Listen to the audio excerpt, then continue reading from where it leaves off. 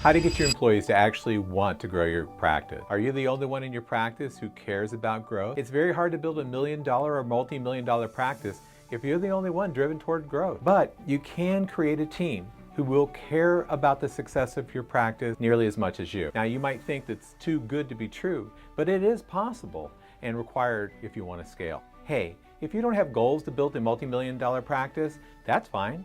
Just keep doing what you're doing. You can scrounge around feeling miserable, frustrated with your team, and feel like you're pulling them through mud, right?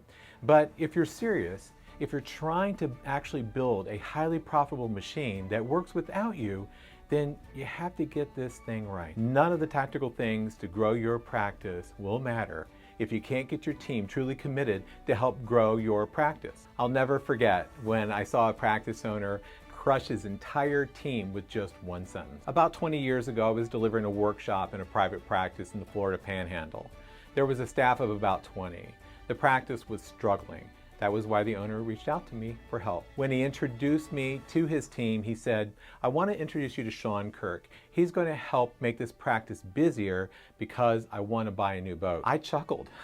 But no one else did. This guy's motivation had nothing to do with his team. I wasn't surprised that he had such a hard time. We had a hard time getting buy-in from his team to actually have a real desire to see the practice expand and put in the hard work necessary to do so. So if you want your staff to actually grow your practice, find a way to reward the over-the-top producers and get rid of the subpar producers. If you're not making enough money personally, then we need to do something about that, don't we? During a time when everyone is stressed about high clinical salaries and demands, the thought of giving them a bonus might sound stupid, even irresponsible, but it's not true. The only way to make more money is to make more money. And if you fail to connect a high salary with productivity demands, well, that's on you. That's not on your team. They don't have to become a millionaire, but you really should include any rockstar staff in your success. If you're the only one making enough to cover your bills, then you're in trouble.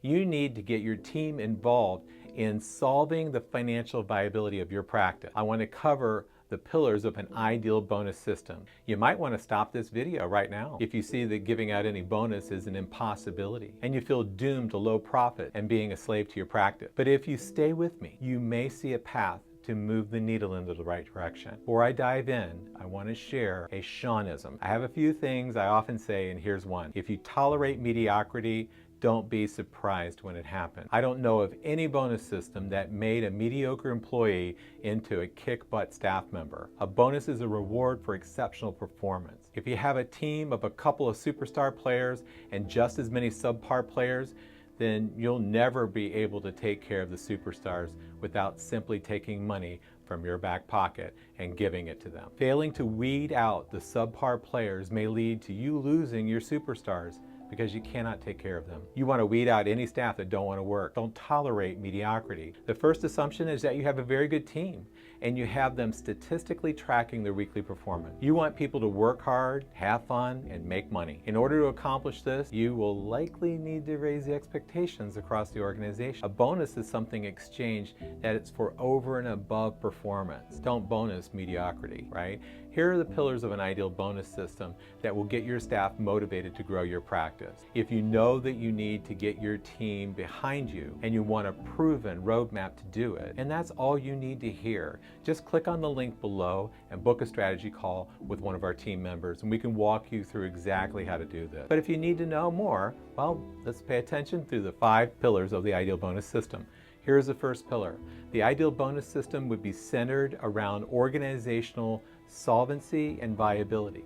In other words, if the business is suffering, how could you pay a bonus? If you were the business owner, you can't do it. It is likely that you're not setting aside a percentage of your weekly income to a reserve account for a rainy day that you hope will never happen. It's also likely that you're not setting aside a percentage of your weekly revenue to a marketing account so that you have the funds to grow your business, right? So you have to get real honest with yourself about just how much money your practice really needs to be bringing in to cover its bills. Fund its reserve, fund future marketing, and above that, bonus your top producer. So here's a simple action to take to get your head around what your practice needs to be bringing in each week. So let's start with figuring out what you collected over the trailing 12 months. Take that figure, remove all the marketing expense that you've had for those 12 months. So let's say, for example, you made $500,000 in the past 12 months. You look over your P&L and you see that you spent $20,000 in marketing expense. That would lower the revenue down to $480K. So it's $500K minus $20K in marketing expenses over the trailing 12 months will give you $480,000. So you take that adjusted revenue figure of $480,000 and you add in 10% more for reserve and 10% more for your marketing costs to create a viable break-even point for the practice. So in this example, you take the $480,000, you add in $48,000 for your reserve account. That's your rainy day fund you're setting aside. You add $48,000 as your reserves for your marketing set asides of 10%. You're going to end up with $576,000. That's the amount of money your practice needs to make annually to cover expenses plus reserves and marketing expenses. So we call that a viable break-even. Now we need to determine what the practice needs to take in on a weekly basis. So you simply take the viable break-even and you divide it by 52 weeks. If you did this action, it's very likely that you'll need to increase your revenue significantly before you could ever consider paying a bonus, and you'd be right. So here's the second pillar. The ideal bonus system would distribute the bonus in a fair way based on the individual staff member's productivity. A staff member who's very productive is worth more than the staff member who isn't. If you fail to establish a way to evaluate each staff member's performance, you'll have a hard time distributing any bonus. This leads to the third pillar in establishing an ideal bonus system for your practice. The third pillar, the individual staff member's productivity has to be measured with agreed upon statistic that the staff member can directly influence. You don't want to bonus your staff in some arbitrary way. You must have an objective measure of performance, particularly since it's not a flat fee across the board. One thing I want to interject here is that a bonus means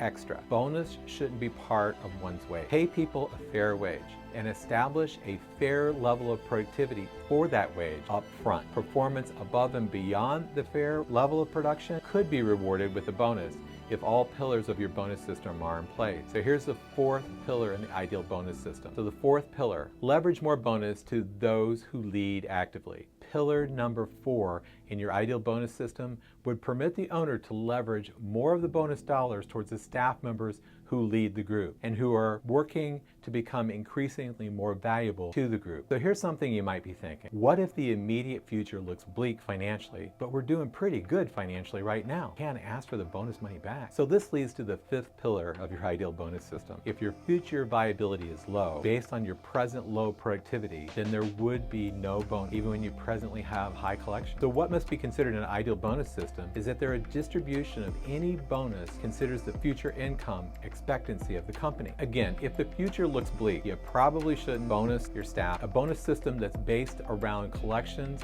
alone without tying in billing, you'll never be able to make this system work. If you bonus on money that you have today, it was based on the production of an earlier period of time. So if the production is down today, your income will likely be down in the future. So if the future income is low, there would be no bonus. So let's give you a little bit of an example here of what we're talking about. Here on the right, in the green, is the collections graph. It is going sharply upward, which is a very good thing. However, the production graph is sharply going downward. So in this situation, we're looking at two things. Collection is great right now, yet the production is terrible right now. With this information, you're able to predict that your future income doesn't look so good. So here are the pillars again of your ideal bonus system. So the first pillar, your ideal bonus system would be centered around organizational solvency and viability. Your second pillar, the ideal bonus system would distribute the bonus in a fair way based on individual staff members' productivity. The third pillar, the individual staff members' productivity has to be measured by an agreed upon statistic that the staff member can directly influence. The fourth pillar is you need to leverage the bonus to those who lead actively. And the fifth pillar is if your future viability looks low, based upon present low productivity, there should be no bonus, even when you presently have high collection. If you found this video helpful, don't forget to like and subscribe and hit the notification bell. And if you're ready to take your practice to the next level, click on the link in the description to book a free strategy call with me. Let's turn your team into practice growing superstars together. Thanks.